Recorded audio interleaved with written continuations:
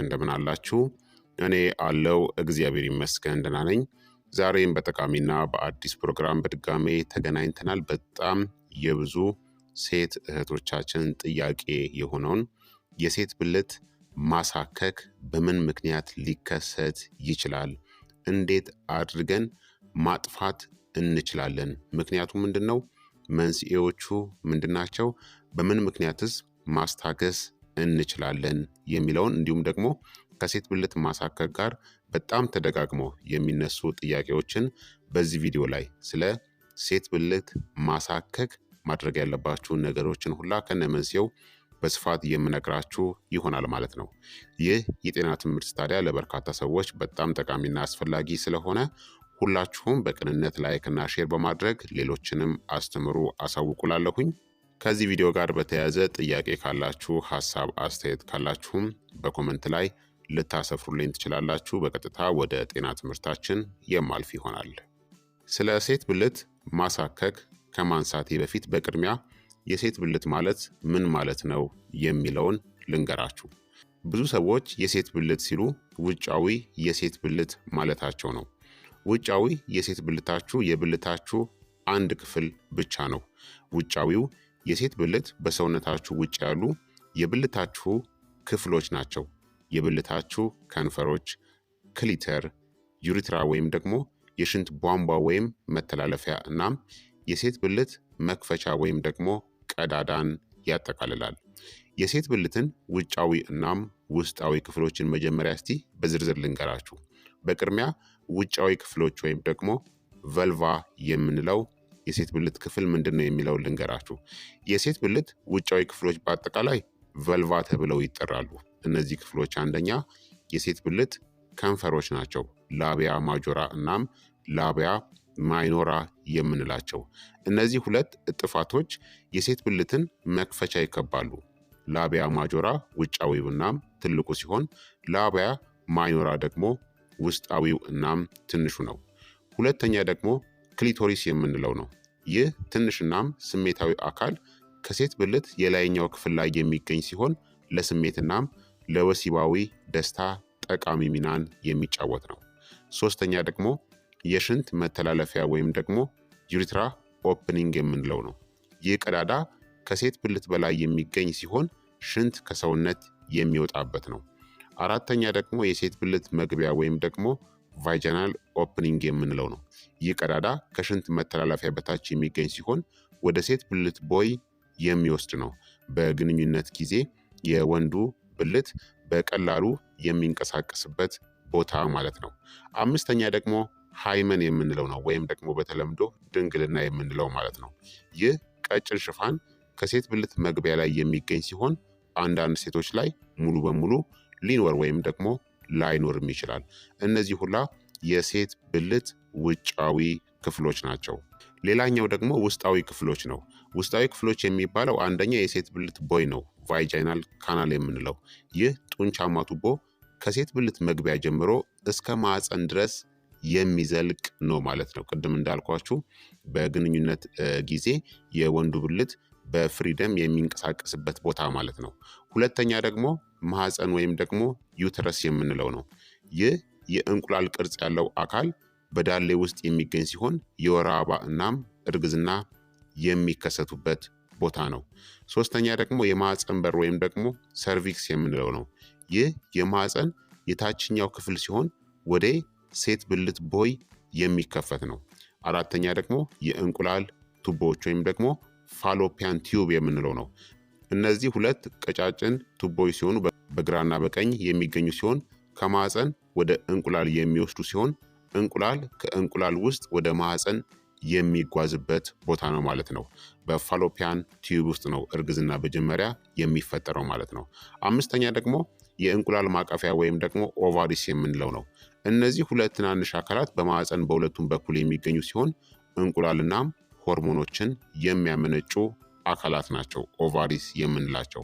እነዚህ የሴት ብልት ክፍሎች ለሴት ጤና እናም ለመራባት ወሳኝ ሚናን የሚጫወቱ ናቸው። ስለዚህ ስለ ሴት ብልት ጤና ወይም ደግሞ ስለ ማንኛውም የጤና ጉዳይ ጥያቄ ካላችሁ በኮመንት ላይ አስፍሩልኝ። ስለዚህ የሴት ብልት በተለምዶ ውጫዊና ውስጣዊ ተብሎ በሁለት ይከፈላል ማለት ነው።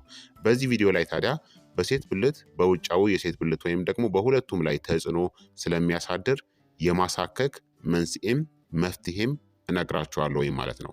የሴት ብልት ማሳከክ ብዙ ሊሆኑ የሚችሉ ምክንያቶች አሉት። ከነዚህም መካከል የቆዳ መቆጣት፣ የፈንገስ ኢንፌክሽን ወይም ደግሞ ውጥረትም ማሳከክን ያስከትላል። ለምን ብልታችሁ እንደሚያሳክካችሁ ማወቅ እፎይታ ለማግኘት የመጀመሪያው እርምጃ ነው። የሴት ብልት ማሳከክ አልፎ አልፎ እንደ በግብረ ስጋ ግንኙነት የሚተላለፉ ኢንፌክሽኖች ሴክሹዋሊ ትራንስሚትድ ኢንፌክሽንስ እናም አልፎ ተርፎም በጣም አልፎ አልፎ የሴት ብልት ካንሰር ያሉ የከባድ ችግሮች ምልክትም ሊሆን ይችላል። የሴት ብልት ማሳከክ በጣም የተለመደ እናም ብዙውን ጊዜ በሚያበሳጩ ንጥረ ነገሮች ወይም ደግሞ የሆርሞን ለውጦች ባሉ ብዙም ያልተለመዱ ነገሮች ምክንያት የሚከሰት ነው። የሴት ብልት ማሳከክ መንስኤዎቹ ምን ምንድን ናቸው የሚለውን አሁን በዝርዝር ልንገራችሁ። ብዙ ምክንያቶች የሴት ብልት ማሳከክን ሊያስከትሉ ይችላሉ። እነዚህም አንደኛው የሚያበሳጩ ነገሮችን በመጠቀም ነው። እንደ አልኮል፣ ማቅለሚያዎች፣ ሽቶዎች ወዘተ ባሉ ምርቶች ውስጥ የሚገኙ ኬሚካላዊ የሚያበሳጩ ነገሮች ከሴት ብልትናም ከውጫዊ የሴት ብልት ጋር የሚገናኙ ኮንታክት ደርማታይተስ በመባል የሚታወቅ የአለርጂ ምላሽን ሊያስከትሉ ይችላሉ። በሚያበሳጭ ነገር የሚከሰት ማሳከክ ከሆነ ውጫዊ የሴት ብልታችሁ ሊያሳክካችሁ፣ ሊቀላ እናም ሊጎዳ ይችላል። ለብልታችሁ የሚያበሳጩ ነገሮች የያዙ ምርቶች የምንላቸው ሳሙናዎች፣ የሻወር ጄል እናም የአረፋ መታጠቢያዎች፣ የሴት ብልት መርጫዎች፣ ደቺንግ ወይም ደግሞ የሴት ብልት ማጠቢያ ቴክኒክ፣ እንደ የወንድ የዘር ፍሬ ማጥፊያ እናም ፌክስ ያሉ የአካባቢ የወሊድ መከላከያ ክሬሞች፣ ሎሽን እናም ቅባቶች፣ የልብስ ማጠቢያ ሳሙናዎች፣ የጨርቅ ማለስለስ ወይም ደግሞ በጨርቅ ብልታችሁን በጣም በተደጋጋሚ የምትጠርጉ ከሆነ፣ የተቀባ የሽንት ቤት ወረቀት፣ የተቀቡ ፓዶች እናም ሊነሮች እነዚህ ሁላ ያበሳጫሉ ማለት ነው ብልታችሁን። የሽንት አለመቆጣጠር ካጋጠማችሁ ደግሞ ሽንት እንዲሁም ማሳከክናም ብስጭትን ሊያስከትልም ይችላል። ሁለተኛው ምክንያት ደግሞ የቆዳ ሁኔታዎች ወይም ደግሞ ችግሮች ናቸው። እንደ ኤግዜማ እናም ሶሪያሲስ ያሉ አንዳንድ የቆዳ ሁኔታዎች ወይም ደግሞ ችግሮች በብልት አካባቢ መቅላትና ማሳከክን ሊያስከትሉ ይችላሉ። ኤግዜማ እንዲሁም ኤቶፒክ ደርማታይተስ በመባል የሚታወቀው በዋነኛነት የሚከሰተው አስም ወይም ደግሞ አለርጂ ችግር ባሉባቸው ሰዎች ላይ ነው። ሽፍታው ቀላ ያለ እናም የሚያሳክክ ሲሆን ቅርፊት ያለው ሻካራነት አለው። አንዳንድ ኤግዜማ በሽታ ያለባቸው ሰዎች ወደ ውጫዊ የሴት ብልታቸው ሊሰራጭ ይችላል። ሌላኛው ደግሞ ሶሪያሲስ ነው። ሶሪያሲስ በጭንቅላትናም በመገጣጠሚያዎች ላይ ቅርፊት ያላቸው የሚያሳክኩ ቀይ ንጣፎች እንዲፈጠሩ የሚያደርግ የተለመደ የቆዳ ሁኔታ ነው። አንዳንድ ጊዜ የእነዚህ ምልክቶች ወረርሽኝ በውጫዊ የሴት ብልት ላይም ሊከሰት ይችላል። ሶስተኛ ደግሞ የፈንገስ ወይም ደግሞ ይስት ኢንፌክሽን ነው። ፈንገስ ወይም ደግሞ ይስት በተፈጥሮ በሴት ብልት ውስጥ የሚገኝ ፈንገስ ነው። ብዙውን ጊዜ ችግር አይፈጥርም፣ ነገር ግን እድገቱ ካልተቆጣጠረ የማይመች ኢንፌክሽን ማለትም የሴት ብልት የፈንገስ ኢንፌክሽን ሊከሰት ይችላል። በሴት ብልት ውስጥ ከመጠን በላይ የሆነ ፈንገስ እድገት መኖር ማሳከክ፣ ማቃጠልናም ወፍራም ነጭ ፈሳሽን ጨምሮ የማይመቹ ምልክቶችን ሊያስከትል ይችላል። ይህም በደንብ እንደ ትኩስ እርሾ ዳቦ ሊሸት ወይም ደግሞ ላይሸትም ይችላል። በቅርቡ አንቲባዮቲክ መድኃኒቶችን ከወሰዳችሁ በዛ ምክንያት ሊከሰት ይችላል። ምክንያቱም አንቲባዮቲኮች ከመጥፎ ባክቴሪያዎች ጋር ጥሩ ባክቴሪያዎችንም ሊያጠፉ ወይም ደግሞ ሊገሉ ይችላሉ። እርግዝና፣ ውጥረት፣ ቁጥጥር ያልተደረገበት የስኳር በሽታ እናም የወር አበባችሁ ከመድረሱ በፊት የሆርሞን አለመመጣጠን እንዲሁ የፈንገስ ወይም ደግሞ ይስት ኢንፌክሽንን ሊያስከትል ይችላል። አራተኛ ደግሞ የባክቴሪያል ቫጂኖሲስ ችግር ነው። ባክቴሪያል ቫጂኖሲስ ለሴት ብልት ማሳከክ ሌላ ሊሆን የሚችል ምክንያት ነው። ልክ እንደ የሴት ብልት ፈንገስ ኢንፌክሽን ባክቴሪያል ቫጂኖሲስ በሴት ብልት ውስጥ በተፈጥሮ በሚገኙ ጥሩ እናም መጥፎ ባክቴሪያዎች መካከል ባለው አለመመጣጠን የሚከሰት ነው። ሁኔታው ሁልጊዜ ምልክቶችን አያመጣም። ምልክቶች በሚታዩበት ጊዜ ብዙውን ጊዜ የሴት ብልት ማሳከክናም ያልተለመደ የአሳ ሽታ ያለው ፈሳሽ ይከሰታል። ፈሳሹ ቀጭንናም ደብዛዛ ግራጫ ወይም ነጭ ሊሆን ይችላል። እንዲሁም አረፋም ሊሆን ይችላል። አምስተኛ ደግሞ በግብረ ስጋ ግንኙነት የሚተላለፉ ኢንፌክሽኖች ወይም ደግሞ በሴክሹዋሊ ትራንስሚትድ ኢንፌክሽን አማካኝነት የሚከሰት ነው። የሴት ብልት ማሳከክን ሊያስከትሉ የሚችሉ ጥቂት በግብረ ስጋ ግንኙነት የሚተላለፉ ኢንፌክሽኖች አሉ። ከነዚህ መካከል እንደ ክላሚዲያ፣ የብልት ኪንታሮት፣ ጎኖሪያ፣ የብልት ሄርፐስ እናም ትራይ ኮሞኒያሲስ ይጠቀሳሉ። እነዚህ በግብረ ስጋ ግንኙነት የሚተላለፉ ኢንፌክሽኖች ያልተለመደ የሴት ብልት ፈሳሽ፣ የሚያሰቃይ ሽንትናም የብልት ቁስሎችን ጨምሮ ሌሎች ምልክቶችንም ሊያስከትሉ ይችላሉ። ስድስተኛ ደግሞ ማረጥ ወይም ደግሞ ሜኖፖዝ የምንለው ነው።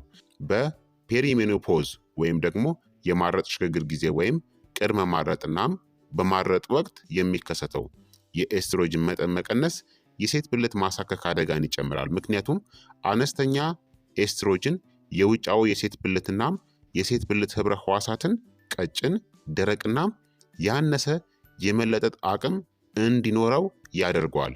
የሴት ብልት ድርቀት ማሳከክና ብስጭትን ሊያስከትል ይችላል። እንዲሁም የግብረ ስጋ ግንኙነትን የሚያሰቃይ ሆኖ ልታገኙትና ከግብረ ስጋ ግንኙነት በኋላም ሊደማ ይችላል ማለት ነው። ሰባተኛው ምክንያት ደግሞ ውጥረት ወይም ስትረስ ካለባችሁ ነው። አካላዊ እናም ስሜታዊ ውጥረት የሴት ብልት ማሳከክና ብስጭትን ሊያስከትል ይችላል። ውጥረት በሽታ የመከላከል ስርዓትን ሲያዳክም ማሳከክን ለሚያስከትሉ ኢንፌክሽኖች የበለጠ ተጋላጭ ያደርጋቸዋል። በጭንቀት ውስጥ በምትሆኑበት ጊዜ የሚከሰተው የጭንቀት ሆርሞን ኮርቲሶል መጨመር በእንስሳት ላይ በተደረጉ ጥናቶች የሴት ብልትን ጤና ላይ ተጽዕኖ እንደሚያሳድርናም የሴት ብልት ኢንፌክሽኖች ተጋላጭነትን እንደሚጨምርም ታይቷል። ስምንተኛ ደግሞ የሴት ብልት ካንሰር ነው ወይም ደግሞ ቨልቫል ካንሰር የምንለው። የሴት ብልት ማሳከክ የሴት ብልት ካንሰር ምልክት ሊሆን ይችላል። የሴት ብልት ካንሰር ብርቅ ወይም ደግሞ ብዙም ያልተለመደ እናም የሴት ብልት ማሳከክ በሌላ በርካታ ነገሮች የመከሰት እድሉ በጣም ከፍተኛ መሆኑን ማወቅ አለባችሁ። ብልታችሁ አሳከካችሁ ማለት የሴት ብልት ካንሰር ነው ብላችሁ እንዳትገምቱ። ሌሎች ምክንያቶችም አሉት። የሴት ብልት ካንሰር የማይጠፋ ወይም ደግሞ የማይሻሻል የሴት ብልት ማሳከክን ሊያስከትል ይችላል። እንዲሁም በውጫዊ የሴት ብልት አካባቢዎች ላይ እንደ ቀለም መቀየር ወይም ደግሞ የቆዳ ውፍረት ያሉ የቆዳ ለውጦችን ሊያስከትል ይችላል። ከወር አበባችሁ ጋር ያልተዛመደ የደም መፍሰስ ወይም ፈሳሽናም እብጠቶችም ሌሎች ሊሆኑ የሚችሉ ምልክቶች ናቸው። በአንዳንድ ሰዎች የሴት ብልት ካንሰር ምንም ምልክትን አያሳይም። ዓመታዊ የማህፀን ምርመራዎች ቀደም ብሎ የመለየት እድሎችንና የተሻለ ውጤትን ሊያሻሽሉም ይችላሉ። ስለዚህ የሴት ብልት ማሳከክ በእነዚህ ሁላ በርካታ ምክንያቶች ሊከሰትባችሁ ይችላል። ስለዚህ ምክንያቱንና መንስኤውን ምንጊዜ ቢሆን አስቀድሞ ማወቅ ተገቢ ነው ማለት ነው። ታዲያ ብልታችሁን የሚያሳክካችሁ ከሆነ ዶክተራችሁን መቼ ማየት አለባችሁ ወይም ደግሞ መቼ ሕክምና ማድረግ እንዳለባችሁ አሁን እነግራችኋለሁኝ። ማሳከኩ የዕለት ተዕለት ህይወታችሁን ወይም ደግሞ እንቅልፋችሁን እስከሚያስተጓጉል ድረስ በጣም ከባድ ከሆነ ለሴት ብልት ማሳከክ የጤና ባለሙያን ማማከር አስፈላጊ ነው። አብዛኛዎቹ መንስኤዎች ከባድ ባይሆኑም የጤና ባለሙያ የማሳከካችሁን መንስኤ ለማግኘትና ለማከም እንዲሁም እፎይታን እንድታገኙ ምክር ወይም ደግሞ መድኃኒትን ያዝላችኋል ማለት ነው። እንዲሁም የሴት ብልት ማሳከክ ከአንድ ሳምንት በላይ ከቀጠለ ወይም ማሳከኩ ከሌሎች ምልክቶች ጋር አብሮ የሚሄድ ወይም ደግሞ የሚመጣ ከሆነ የጤና ባለሙያን ማነጋገር አለባችሁ። ለምሳሌ በውጫዊ የሴት ብልት ላይ ቁስሎች ወይም ደግሞ አረፋዎች ካለ፣ በብልት አካባቢ ህመም ወይም ደግሞ ርኅራሄ ካለ፣ የብልት መቅላት ወይም ደግሞ እብጠት ካለ፣ የሽንት ችግር፣ ያልተለመደ የሴት ብልት ፈሳሽ፣ በግብረ ስጋ ግንኙነት ወቅት ምቾት ማጣት ከገጠማችሁ ግዴታ ህክምናን ማድረግ አለባችሁ ማለት ነው። በህክምናችሁ ወቅት ዶክተራችሁ ስለ ምልክቶቻችሁ ምን ያክል ከባድ እንደሆነ እናም ለምን ያክል ጊዜ እንደቆየ ጨምሮ ይጠይቃችኋል። ስለ ወሲባዊ እንቅስቃሴያችሁም ሊጠይቃችሁ ይችላል። እናም የዳሌ ምርመራ ወይም ደግሞ ፔልቪክ ኤግዛሚኔሽንም ሊያስፈልግ ይችላል። በዳሌ ምርመራ ወቅት የጤና ባለሙያው ውጫዊ የሴት ብልታችሁን በእይታ ይመረምራል። እናም በሴት ብልታችሁ ውስጥ ለማየት ስፔኩለምን ሊጠቀም ይችላል። ጓንት ያደረጉ ጣታቸውን በሴት ብልታችሁ ውስጥ በማስገባት ሆዳችሁንም ሊጫን ይችላል። ይህ የመራቢያ አካላትን ለማንኛውም ያልተለመደ ነገር እንዲፈትሽ ያስችለዋል። እንዲሁም ከውጫዊ የሴት ብልታችሁ የቆዳ ህብረ ህዋስ ናሙና ወይም ለትንተና ከሚወጣው ፈሳሽ ናሙናን ሊሰበስብ ይችላል። በምልክቶቻችሁ ላይ በመመስረት የደም ወይም ደግሞ የሽንት ምርመራዎችንም ሊያደርግላችሁ ይችላል ማለት ነው። ታዲያ ለሴት ብልት ማሳከክ የሚደረግ የህክምና መፍትሄ እንዴት ነው የሚለውን ደግሞ ልንገራችሁ። የጤና ባለሙያዎቻችሁ የሴት ብልት ማሳከክን መሰረታዊ መንስኤ ካገኘ በኋላ የህክምና አማራጮችን ይመክራል። የሚያስፈልገው ልዩ የህክምና መንገድ ችግሩን እያስከተለ ባለው ልዩ ሁኔታ ላይ የተመሰረተ ነው። ችግራችሁ የሴት ብልት የፈንገስ ኢንፌክሽን ከሆነ የሴት ብልት የፈንገስ ኢንፌክሽኖች በጸረ ፈንገስ መድኃኒቶች ይታከማሉ ማለት ነው። ይስት ኢንፌክሽን እነዚህም እንደ ክሬም፣ ቅባት ወይም ደግሞ ክኒን ባሉ የተለያዩ ቅርጾች ይመጣሉ። በሐኪም ማዘዣ ወይም ደግሞ ያለ ሐኪም ማዘዣ ኦቲሲ ይገኛሉ። ከዚህ በፊት በፈንገስ ኢንፌክሽን ተይዛችሁ የማታውቁ ከሆነ ያለ ሐኪም ማዘዣ የሚደረግ ህክምና ከመጠቀማችሁ በፊት ግዴታ ከጤና ባለሙያ ጋር መነጋገር አለባችሁ። ሁለተኛ ደግሞ የባክቴሪያል ቫጂኖሲስ ችግር ከሆነ ነው። ባክቴሪያል ቫጂኖሲስ ብዙውን ጊዜ በአንቲባዮቲክስ ይታከማል። እነዚህ በአፍ የሚወስዷቸው ክኒኖች ወይም ደግሞ በሴት ብልታችሁ ውስጥ የምታስገቧቸው ክሬሞች ሊሆኑ ይችላሉ። ምንም አይነት እንኳን ቢታዘዝላችሁና ምልክቶቻችሁ ቢሻሻሉም አንቲባዮቲኩን ሙሉ ተጠቅማችሁ ማጠናቀቅ ይኖርባችኋል። ሶስተኛው ደግሞ በሴክሹዋሊ ትራንስሚትድ ኢንፌክሽን ወይም ደግሞ በግብረ ስጋ ግንኙነት የሚተላለፉ ኢንፌክሽኖች አማካኝነት የሚከሰት ማሳከክ ከሆነ ነው። በሴክሹዋሊ ትራንስሚትድ ኢንፌክሽን ላይ በመመስረት ሴክሹዋሊ ትራንስሚትድ ኢንፌክሽኖች በአንቲባዮቲክስ፣ በጸረ ቫይረስ ወይም ደግሞ በጸረ ፓራሳይት መድኃኒቶች ሊታከሙ ይችላሉ። እንደታዘዘው መድኃኒት ከመውሰድ ጋር የጤና ባለሙያዎች ኢንፌክሽኑን እስኪድን ድረስ የግብረ ስጋ ግንኙነትን እንድታስወግዱም ሊመክሯችሁ ይችላሉ ማለት ነው። በዚህ ጊዜ አጋራችሁም አንድ ላይ ምርመራ ቢያደርግ መልካም ነው። አራተኛ ደግሞ በማረጥ አማካኝነት የሚከሰት ከሆነ ነው። ከማረጥ ጋር የተዛመደ ማሳከክ በኤስትሮጅን ክሬም፣ በጡባዊዎች ወይም ደግሞ በሴት ብልት ቀለበት ማስገቢያ ሊታከም ይችላል። ከነዚህ ውጭ ደግሞ ሌሎች የሴት ብልት ማሳከክና ብስጭት አይነቶች ብዙውን ጊዜ በራሳቸው የሚድኑ ናቸው። እስከዚያው ድረስ እብጠትን ለመቀነስና ምቾትን ለማስታገስ ስቴሮይድ ክሬም ወይም ደግሞ ቅባትን መቀባት ትችላላችሁ። ነገሮችን ከማባባስ ለመቆጠብ ስቴሮይድ ክሬሞችን ልክ እንደታዘዘው ተጠቀሙ። እናም ምልክቶቻችሁ ከተባባሱ መጠቀምን በማቆም የጤና ባለሙያን ማነጋገር ወይም ህክምናን ማድረግ ይኖርባችኋል። ስለዚህ የሴት ብልት ማሳከክ ከገጠማችሁ በእነዚህ ሁላ መንገዶች የሚታከሙ ይሆናል ማለት ነው። አሁን ደግሞ በተመልካቾቼ በጣም ተደጋግመው የሚጠየቁ ጥያቄዎችን አነሳለሁ። የመጀመሪያው ብልቴን በጣም ያሳክከኛል፣ እንዴት ማቆም እችላለሁ ወይም ደግሞ እንዴት ማስቆም እችላለሁ የሚል ጥያቄ ነው። የሴት ብልት ማሳከክን በራሳችሁ ማቆም ሁልጊዜ አይቻልም። በምክንያቱ ላይ በመመስረት የህክምና ክትትል ሊያስፈልጋችሁ ይችላል። ያም ማለት የሴት ብልት ማሳከክን ለመከላከል እናም ጥሩ የሴት ብልት ጤናን ለመጠበቅ ግን ማድረግ የምትችሏቸው አንዳንድ ነገሮች አሉ። እነዚህም የብልት አካባቢ ለመታጠብ የሞቀ ውሃ መጠቀም እናም ለስላሳ ማጽጃን መጠቀም፣ የተቀቡ ሳሙናዎች፣ ቅባቶችና የአረፋ መታጠቢያዎችን ማስወገድ፣ የሴት ብልት መርጫዎችንና ደችንግን ከመጠቀም መቆጠብ። የብልታችሁ ተፈጥሯዊ ሽታ በጣም ጥሩ ነው በራሱ ማለት ነው። እንዲሁም ደግሞ ከዋና ወይም ከአካል ብቃት እንቅስቃሴ በኋላ እርጥብ ልብሶችን ወዲያውኑ ለውጡ። የውስጥ ፓንቶችንም ቢሆን ቶሎ ብላችሁ መለወጥ አለባችሁ። እንዲሁም የጥጥ የውስጥ ፓንቶችን ማድረግናም የውስጥ ፓንታችሁን ደግሞ በየቀኑ መለወጥ ይኖርባችኋል። የግብረ ስጋ ግንኙነት ስትፈጽሙ የመከላከያ ዘዴዎችን መጠቀም፣ ምክንያቱም በሴክሹዋሊ ትራንስሚትድ ኢንፌክሽን አማካኝነት በሚከሰቱ በርካታ ችግሮች ከፍተኛ የሆነ ማሳከክ ስለሚገጥማችሁ፣ እንዲሁም ለሴክሹዋሊ ትራንስሚትድ ኢንፌክሽን ምርመራን አድርጉ። እናም የወሲብ አጋሮቻችሁም እንዲሁ ምርመራ ማድረግ ይኖርባችኋል። አለበለዛ እናንተ በትታከሙም ከአጋራችሁ መልሶ ሊተላለፍባችሁ ይችላል በድጋሜ። በተጨማሪም ደግሞ ባክቴሪያ ከሰገራ ወደ ውጫዊ የሴት ብልትናም የሴት ብልታችሁ እንዳይሄድ ሁልጊዜ ከፊት ወደ ኋላ ማጽዳት ወይም ደግሞ መታጠብ አለባችሁ። ከኋላ ወደፊት ከሆነ የምታጸዱት በቀጥታ ወደ ሴት ብልታችሁ ከሰገራ ባክቴሪያ ሊገባ ስለሚችል ማጽዳት ያለባችሁ ከፊት ወደ ኋላ ነው ማለት ነው። እነዚህም በማድረግ የሴት ብልት ማሳከክን ልትከላከሉ ትችላላችሁ። ሁለተኛ ጥያቄ ደግሞ ለምንድን ነው እኔ በሌሊት በጣም የሚያሳክከኝ በሌሊት ብልቴን ያሳክከኛል የሚል ጥያቄ ነው። ይህ እንግዲህ በአንዳንድ ተባዮች አማካኝነት በተለምዶ ክራብ በመባል ይታወቃል። በተለምዶ በቅርብ ግንኙነት ወቅት የሚተላለፍ ነው። ነገር ግን በአልጋ ልብስናም በፎጣዎችም ሊተላለፍ ይችላል። ከወረርሽኙ 5 ቀናት በኋላ የሚጀምርና በምሽት የሚጠናከር የብልት ማሳከክን ያስከትላል። እንዲሁም በሚያሳክካችሁ አቅራቢያ ፈዛዛ ሰማያዊ ነጥቦችን ልታስተውሉ እናም ትኩሳትም ሊይዛችሁ ይችላል። ሶስተኛ ጥያቄ ደግሞ ለሴት ብልት ማሳከክ የትኛው ክሬም ነው የተሻለው ክሬም የሚል ጥያቄ ነው። ለሴት ብልት ማሳከክ ምን እንደምትጠቀሙ በምክንያቱና በመንስኤው ላይ የተመሰረተ ነው።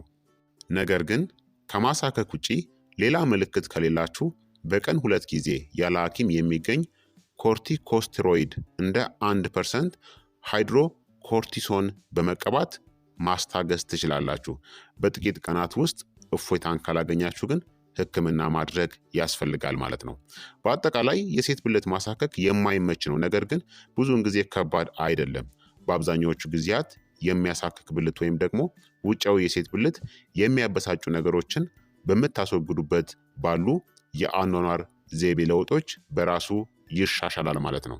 የሚያሳስባችሁ ነገር ካለ ከጤና ባለሙያ ጋር መመካከር ወይም ደግሞ ሕክምናን ማድረግ የተሻለ ነው ማለት ነው። ስለዚህ ክቡራትና ክቡራን ተመልካቾቼ የዛሬው የጤና ትምህርታችን ይህንን ይመስል ነበረ።